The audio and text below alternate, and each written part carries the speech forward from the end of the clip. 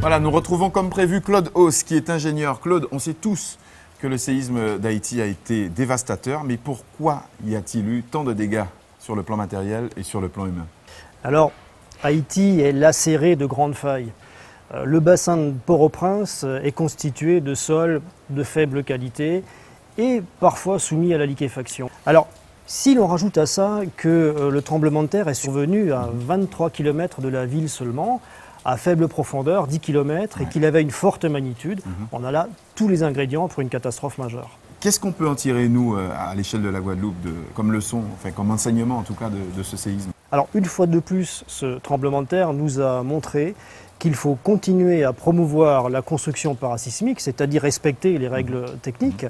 Il faut continuer à sensibiliser les décideurs, les aménageurs, et qu'il faut renforcer les bâtiments existants qui sont vulnérables. Ah ben, on est en plein dedans là, on est sur le chantier du camp Jacob et la région est en train justement de remettre aux normes parasismiques ces bâtiments. On peut faire un petit tour, tu nous fais la visite? Eh bien, allons-y. Je te suis. Claude, on a tous été choqués par ces images terribles du séisme d'Haïti. En quoi justement tout ceci peut nous servir à sensibiliser la population? Alors les images d'Haïti nous parlent. Ouais. Il est assez exceptionnel qu'un tremblement de terre d'une telle ampleur soit survenu dans une région où les modes de construction, les modes d'aménagement sont finalement assez similaires à ce qu'on peut trouver parfois aux Antilles françaises. D'accord. On peut revenir sur la prévention, et c'est vrai qu'on a tendance à croire que justement cette prévention concerne tout ce qui est avant le séisme, mais on peut également faire de la prévention de l'après-séisme.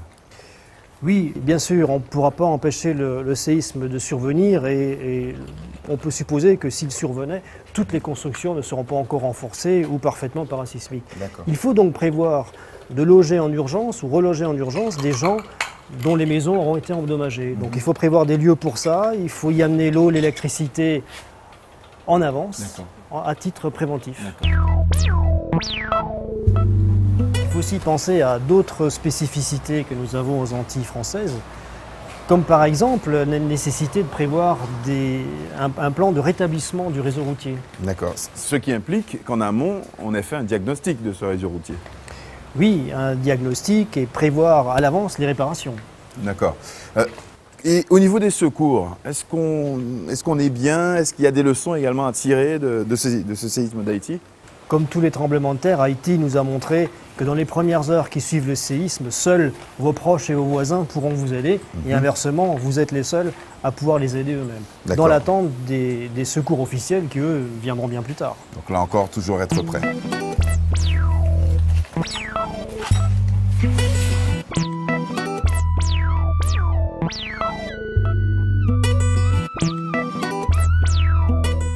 Nous arrivons au terme de cette émission. On remercie Claude Hauss pour ses précieuses informations. Et vous l'aurez compris, il y a des enseignements à tirer de la catastrophe du 12 janvier 2010. D'autant plus que la Guadeloupe présente une activité sismique quasi similaire à celle d'Haïti et présente par conséquent un risque fort.